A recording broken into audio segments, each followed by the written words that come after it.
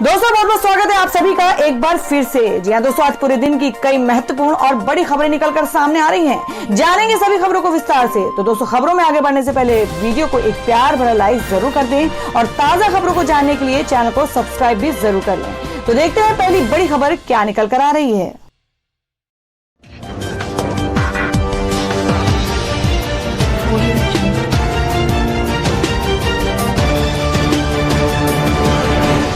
दोस्तों, आज की पहली बड़ी खबर बता दें, मुख्यमंत्री योगी आदित्यनाथ का अफसरों को निर्देश, कहा अयोध्या में विकसित करे बुनियादी पर्यटन सुविधाएं। जी हां, आपको बता दें कि अवधपुरी के विकास का खाका अफसरों को समझाने के बाद मुख्यमंत्री योगी आदित्यनाथ ने अयोध्या मंडल की समीक्षा बैठक की। विकास कार्यों की प्रगति रिपोर्ट लेने के साथ ही निर्देश दिए कि अयोध्या में पर्यटन की बुनियादी सुविधाएं विकसित करे और वहीं अधिकारियों को स्पष्ट संदेश दिया कि योजनाएं समय से पूरी हों, किसी भी स्तर पर लापरवाही बरतने पर जवाबदेही तय की जाएगी। मुख्यमंत्री योगी आदित्यनाथ ने अपने सरकारी आवास पर गुरुवार को आयोजित वीडियो कॉन्फ्रेंसिंग में कहा कि विकास की गति और तेज करे, किसी भी स्तर पर प्रस्ताव लंबित नहीं रहने चाहिए, सभी कार्यों में जनप्रतिनिधियों को जोड़े। श्री राम जन्मभूमि मंदिर का निर्माण शुरू होने पर मंडल वासियों को बधाई देते हुए कहा कि अयोध्या मंडल में पर्यटन विकास की अपार संभावनाएं हैं। मंदिर के निर्माण के साथ पर्यटन गतिविधियों में वृद्धि होगी, इसे ध्यान में रखते हुए बुनियादी पर्यटन सुविधाओं का विकास किया जाए। और वहीं बता दें अगली खबर कि आप नेता संजय सिंह का आरोप, कहा यूपी सरकार कर रही डराने की कोशिश, भेजी जा रही नोटिस। जी हां, बात करें कि आम आदमी पार्टी यानी आप के उत्तर प्रदेश प्रभारी व राज्यसभा सदस्य संजय सिंह ने आरोप लगाया कि यूपी सरकार उन्हें डराने की कोशिश कर रही है, आए दिन नोटिस भेजी जा रही है। उन्होंने कहा कि प्रशासन धमकी भरे पत्र न भेजे, वरना जांच के लिए उनको जब भी संविधान व कानून के तहत बुलाया जाएगा तो मैं स्वयं पहुंच जाऊंगा। आपको बता दें, राज्यसभा सदस्य संजय सिंह ने बताया कि 27 अगस्त को गोमती नगर थाने से मेरे खिलाफ नोटिस जारी किया गया। नोटिस में सुबह 10 बजे दरोगा ने साइन किया और उसी दिन 10 बजे थाने में उपस्थित होने को कहा। 27 तारीख को मुझे थाने में उपस्थित होने को कहा गया। डाक द्वारा भेजी ये नोटिस उन्हें दिल्ली के पते पर 3 सितंबर को मिली है। उन्होंने आरोप लगाया कि जनता के उत्पीड़न और प्रदेश में अपराध वृद्धि के सवाल उठाने पर उनके खिलाफ 10 मुकदमे दर्ज करा दिए गए। आप नेता संजय सिंह ने कहा कि थानेदार से मिली चिट्ठी के जवाब में मैं भी एक चिट्ठी लिख रहा हूं। पत्रकार वार्ता में प्रदेश अध्यक्ष सभाजीत सिंह, नदीम अशरफ, ब्रिज कुमारी व प्रियंका कक्कड़ एडवोकेट भी मौजूद थी। जानते ही क्या है देश भर में कोरोना संक्रमण के ताजा हालात। देश में कोरोना संक्रमितों का आंकड़ा 38 लाख के पार। 24 घंटे में रिकॉर्ड 83,883 नए मामले और 143 लोगों की गई जाने। जी आपको बता दें कि चीन के वुहान शहर से शुरू हुआ कोरोना वायरस का कहर अब देश भर में दिन ब दिन बढ़ता ही जा रहा है। देश में इस वायरस से संक्रमितों की संख्या 38,48,000 के पार पहुंच चुकी है। कोविड-19 इंडियन ऑर्गेनाइजेशन के मुताबिक देश में कोरोना के अब तक के 38,48,968 केस दर्ज हो चुके हैं, जिनमें से 29,67,396 लोग ठीक हो चुके हैं। हालांकि इनमें से 67,486 लोगों की जान जा चुकी है। देश में अभी तक के 8,13,489 एक्टिव केस हैं। और अब अगली खबर बता दें कि G20 देशों में भारत की इकोनॉमी सबसे खराब। चिदंबरम बोले अब अटकलों की जगह नहीं। जी हां, आपको बता दें कि पूर्व वित्त मंत्री पी चिदंबरम ने गुरुवार 3 सितंबर को IMF के उस ग्राफ को साझा किया है जिसमें G20 देशों की कोरोना काल में अर्थव्यवस्था की स्थिति को दिखाया गया है। इस ग्राफ में भारत की स्थिति सबसे खराब दिखाई गई है। आपको बता दें कि IMF ने भी गुरुवार को कहा कि भारतीय अर्थव्यवस्था सबसे खराब दौर से गुजर रही है। वही ग्राफ शेयर भी पी चिदंबरम ने कहा कि पहली तिमाही में भारत के जीडीपी संकुचन के बारे में अब और किसी भी अटकलों के लिए जगह नहीं है। जी आपको बता दें कि मोदी सरकार पर निशाना साधते हुए पूर्व वित्त मंत्री पी चिदंबरम ने कहा कि IMF ने इसे बाहर कर दिया है। इकोनॉमी में अब अटकलों की कोई गुंजाइश नहीं है। हम अप्रैल जून तिमाही में सबसे खराब प्रदर्शन करने वाली अर्थव्यवस्था है। पी चिदंबरम अर्थव्यवस्था के मुद्दे पर लगातार मोदी सरकार पर हमला बोल रहे हैं। बता दें कि हाल ही में सरकार की ओर से जारी किए गए आंकड़ों में भारत की जीडीपी का 23.6% तक नेगेटिव रहने की आशंका जताई गई थी।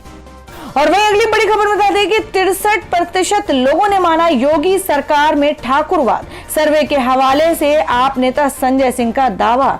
जी हम बात करेंगे उत्तर प्रदेश में आम आदमी पार्टी द्वारा कराए गए जाति आधारित सर्वे के बाद सूबे की राजनीति गर्मा गई है और इसी बीच आम आदमी पार्टी के यूपी प्रभारी संजय सिंह ने जातिगत सर्वे के नतीजे जारी कर दिए हैं।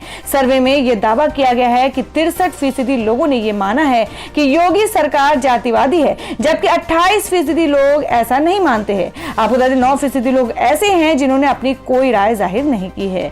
आम आदमी पार्टी ने सर्वे में लोगों से पूछा कि क्या योगी सरकार में सिर्फ ठाकुर जाति के लोगों के काम हो रहे हैं। इस सवाल के जवाब में 63% लोगों ने हाँ में जवाब दिया, जबकि सिर्फ 28% लोगों ने ना में जवाब दिया।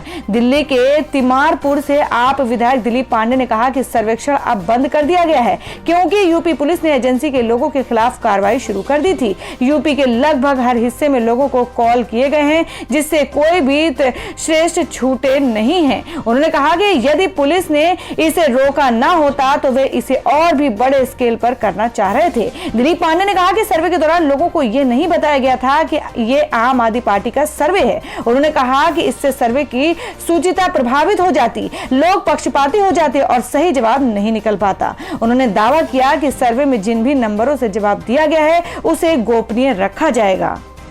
तो दोस्तों आप लोगों की क्या राय है? जो भी संजय सिंह ने यूपी सरकार के ऊपर जिस तरीके के सवाल खड़े किए, आपको क्या लगता है वो सही है? आप अपना सुझाव कमेंट बॉक्स में जरूर दें। बढ़ते हैं अगली खबर की ओर। और वहीं अगली खबर में आपको बता दें कि किसानों की खुदकुशी के आंकड़ों पर बोले ओवैसी, कहा 9 PM वाले राष्ट्रवादी चैनल इस पर नहीं पूछेंगे पीएमओ से सवाल। जी आपको बता दें कि हैदराबाद से लोकसभा सांसद असदुद्दीन ओवैसी ने कहा कि किसानों और मजदूरों की खुदकुशी को लेकर कहा है कि देश की मीडिया ध्यान भटकाने का करेगी लेकिन इस पर बात नहीं करेगी। किसानों और मजदूरों की खुदकुशी के एनसीबी के डाटा को ट्विटर पर शेयर करते हुए ओवैसी ने लिखा कि रात 9 बजे वाले राष्ट्रीय चैनल इस पर कभी भी प्रधानमंत्री से सवाल नहीं पूछेंगे क्योंकि उन्हें पबजी पर बात करनी है। बुधवार को किए ट्वीट में AIMM के अध्यक्ष ओवैसी ने कहा कि रात 9 बजे वाले राष्ट्रवादी चैनल देश के करीब लोगों की खुदकुशी को मजबूर होने पर शो नहीं करेंगे। इस मामले पर कोई जांच भी नहीं होगी, पीड़ितों के परिवारों से कोई इंटरव्यू नहीं लिया जाएगा, कोई ड्रामा नहीं होगा, पीएमओ से तो कभी सवाल होगा ही नहीं। आज लाखों भारतीय दर्द में हैं और ये उनका हक है कि उनकी बात सुनी जाए, लेकिन ऐसा नहीं हो रहा है। और वहीं अगली खबर बता दें कि चीन से तनाव के बीच CDS जनरल बिपिन रावत का बड़ा बयान, कहा हमारी सेनाओं को तैयार रहना चाहिए। जी हम बात करें कि सीमा पर चीन से जारी तनाव के बीच CDS जनरल बिपिन रावत ने कहा कि सेना को तैयार रहना चाहिए। उन्होंने कहा कि भारतीय सशस्त्र बलों को फौरी संकट से निपटने के लिए तैयार रहना चाहिए और साथ ही भविष्य के लिए भी तैयारी करनी चाहिए। उन्होंने कहा कि हम अपनी सीमाओं पर शांति चाहते हैं, हम चीन की तरफ से आक्रामक हरकत देख रहे हैं लेकिन हम इनसे निपटने से सक्षम हैं। हमारे तीनों अंग थल सेना, वायुसेना और जल सेना खतरे से निपटने में सक्षम हैं। इसके साथ ही उन्होंने कहा कि भारत को उत्तरी और पश्चिमी मोर्चा पर समन्वित कार्रवाई का खतरा है जिसके बारे में रक्षा योजना के बारे में हमें विचार करना चाहिए। पाकिस्तान का जिक्र करते हुए उन्होंने कहा कि उत्तरी सीमाओं पर खतरा है जिसका पाकिस्तान फायदा उठा सकता है और हमारे लिए परेशानी खड़ी कर सकता है। हमने सावधानी बरती है कि पाकिस्तान की तरफ से ऐसे किसी भी दुस्साहत को नाकाम कर दिया जाए। चीन की पाकिस्तान के कब्जे वाले कश्मीर को आर्थिक सहायता और पाकिस्तान को सैन्य और कूटनीतिक सहायता जारी रखने के कारण हमारे लिए उच्च स्तर की तैयारी रखना आवश्यक हो गया है। तो दोस्तों खबर में आगे बढ़ने से पहले जान लेते हैं आज के माइंड क्विज के सवाल को। आज का सवाल आपको बताना है कि भारत में शिक्षक दिवस कब मनाया जाता है। इसका जवाब आपको वीडियो के नीचे कमेंट बॉक्स में देना है और सही जवाब देने वालों को रैंडमली सिलेक्ट किया जाएगा और वो जीत सकते हैं एक बम्पर पुरस्कार। तो बढ़ते हैं अगली खबर की ओर। और अब अगली खबर बता दें, कंगना रनौत ने साधा शिवसेना पर हमला, कहा पाकिस्तान की तरह लग रही मुंबई। जी आपको बता दें कि फिल्म अभिनेता सुशांत सिंह राजपूत केस को लेकर लगातार बयानबाजी हो रही है। अभिनेत्री कंगना रनौत इस मामले में काफी मुखर हैं। अब कंगना और शिवसेना नेता संजय राउत के बीच जुबानी जंग तेज हो गई है। मुंबई पुलिस को लेकर दिए गए बयान के बाद शिवसेना नेता संजय राउत ने कहा कि अगर उन्हें मुंबई में डर लगता है तो वापस नहीं आना चाहिए, जिस पर अब कंगना की ओर से जवाब आया है। कंगना रनौत की ओर से ट्वीट कर लिखा गया है कि शिवसेना नेता संजय राउत ने मुझे खुली धमकी दी है और कहा है कि मैं मुंबई वापस न आऊं। पहले मुंबई की सड़कों में आजादी के नारे लगे और अब खुली धमकी मिल रही है। ये मुंबई पाकिस्तान अधिकृत कश्मीर की तरह क्यों लग रहा है?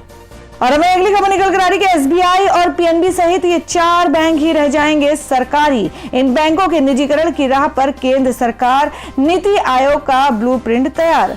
जी हम बात कर रहे हैं कि बैंकिंग सेक्टर में बीते 3 वर्षों में विलय और निजीकरण के चलते सरकारी बैंकों की संख्या 27 से 12 ही रह गई है, जिसे अब केंद्र सरकार अब 4 तक ही सीमित करने की तैयारी में है। इसके लिए नीति आयोग ने ब्लूप्रिंट भी तैयार कर लिया है। आयोग के ब्लूप्रिंट मुताबिक देश में सिर्फ 4 ही बैंक सरकारी रहेंगे। इन बैंकों में भारतीय state bank, SBI, Punjab national bank, PNB, bank of Baroda और कैनरा बैंक शामिल है। इसके अलावा आयोग ने 3 छोटे सरकारी बैंकों Punjab and Sind bank, bank of Maharashtra और यूको बैंक का प्राथमिकता के आधार पर निजीकरण करने की सलाह दी है।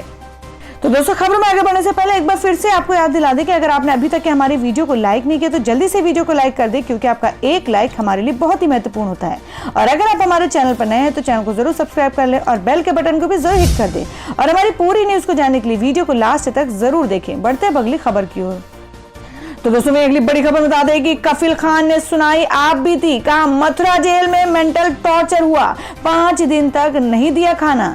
जी हम बात करें कि डॉक्टर कफिल खान ने कहा कि उन्हें जेल में शारीरिक और मानसिक तौर पर प्रताड़ित किया गया। शुरू के 4 से 5 दिन तक खाना ही नहीं दिया गया। फिर खाने के नाम पर 1-2 दिन चपाती दी जाने लगी। फिर उन्होंने कहा कि मैं बीआरडी ऑक्सीजन त्रासदी के बाद जेल से बाहर आया तो मुझे राहत महसूस हुई थी, लेकिन इस बार मुझे आघात लगा है। आपको बता दें, इलाहाबाद हाई कोर्ट से जमानत मिलने के बाद डॉक्टर कफिल खान को मथुरा जेल से मंगलवार को रिहा कर दिया गया।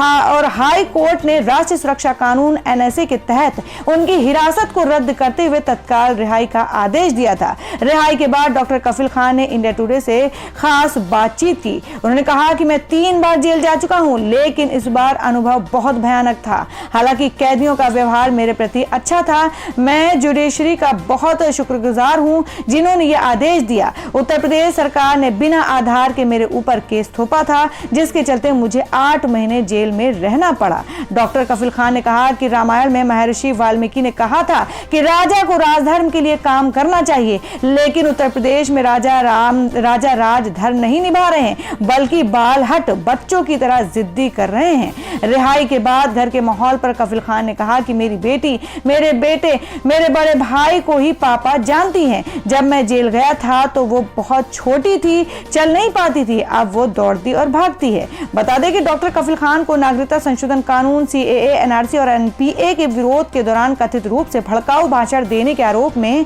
उत्तर प्रदेश पुलिस ने गिरफ्तार किया था। हालांकि इलाहाबाद हाईकोर्ट ने डॉक्टर कफिल को तुरंत रिहा करने के लिए आदेश दिए। कोर्ट ने आदेश सुनाते हुए कहा था कि एनएसए के तहत डॉक्टर कफिल को हिरासत में लेना और हिरासत की अवधि को बढ़ाना गैर कानूनी है। और अब अगली खबर में जान लेते हैं क्या है देश भर में सोने और चांदी के भाव। सोने की कीमतों में जबरदस्त गिरावट, चांदी भी टूटी, जाने क्या रह गए हैं रेट। जी हम बात करें कि देश के सराफा बाजारों में सोने एवं चांदी की कीमतों में गिरावट का सिलसिला लगातार जारी है। राष्ट्रीय राजधानी में सोने का हाजिर भाव गुरुवार को 774 रुपए प्रति 10 ग्राम तक टूट गया। एचडीएफसी सिक्योरिटीज के मुताबिक इस जबरदस्त गिरावट के बाद दिल्ली में सोने की कीमत 51,755 रुपए प्रति 10 ग्राम पर रह गई। इससे पिछले सत्र में सोने का भाव 52,529 रुपए प्रति 10 ग्राम पर रहा। और एचडीएफसी सिक्योरिटीज के विश्लेषकों के मुताबिक वैश्विक स्तर पर सोने एवं चांदी में भाव की कमी का असर घरेलू सराफा बाजारों में भी देखने को मिल रहा है। और अब जान लेते हैं देश भर में मौसम के ताजा हालात। यूपी, मध्य प्रदेश समेत देश के कई राज्यों में भारी बारिश की आशंका, जारी हुआ अलर्ट। जी आपको बता दें कि ओडिशा, झारखंड, छत्तीसगढ़, पूर्वी मध्य प्रदेश के साथ साथ पश्चिम उत्तर प्रदेश और पश्चिमी मध्य प्रदेश उप संभाग के कुछ इलाकों में अगले 24 घंटों के दौरान भारी बारिश से फ्लैश फ्लड, अचानक बाढ़ आने का बड़ा खतरा है। और इस बारे में केंद्रीय जल आयोग ने अलर्ट जारी किया है। आपको बता दें केंद्रीय जल आयोग के अधिकारियों ने मौसम विभाग के हवाले से बताया कि जम्मू कश्मीर उपखंड के कुछ क्षेत्रों में फ्लैश फ्लड का मध्यम जोखिम है। समाचार एजेंसी एएनआई के मुताबिक ओडिशा के भद्रक में भारी बारिश से बाढ़ के हालात हैं। राज्य के मुख्य सचिव ने बताया कि 12 जिलों में भारी बारिश से बाढ़ का खतरा मंडराने लगा है। भारतीय मौसम विभाग की माने तो 28 तारीख को पूर्वी मध्य प्रदेश और 27 अगस्त को छत्तीसगढ़ और विदर्भ में व्यापक रूप से भारी बारिश की आशंका है। मौजूदा वक्त में बंगाल की खाड़ी के उत्तर पश्चिम में बना कम दबाव का चक्रवाती क्षेत्र पश्चिम बंगाल और ओडिशा के ऊपर है, जो मुश्किलें बढ़ा सकता है। मौसम विभाग ने झारखंड के कई इलाकों में भी वज्रपात और भारी बारिश की संभावना जताई है। और वही मौसम का पूर्वानुमान जारी करने वाली एजेंसी स्काईमेट वेदर के मुताबिक अगले 24 घंटे के दौरान महाराष्ट्र के विदर्भ क्षेत्र, जम्मू कश्मीर, हिमाचल प्रदेश और उत्तराखंड के भी कुछ हिस्सों में मध्यम से तेज बारिश संभव है। तो दोस्तों, ये थी अब तक की सभी बड़ी खबरों की अपडेट्स। टुडे ब्रेकिंग न्यूज और लेटेस्ट खबरों को देखने के लिए हमारे चैनल को सब्सक्राइब जरूर कर लें, वीडियो को लाइक और शेयर भी जरूर कर दें अपने दोस्तों और रिलेटिव्स के साथ। तो दोस्तों, फिर मिलेंगे काम की खबरों और सरकारी योजनाओं की एक और नई वीडियो के साथ। तब तक के लिए धन्यवाद दोस्तों।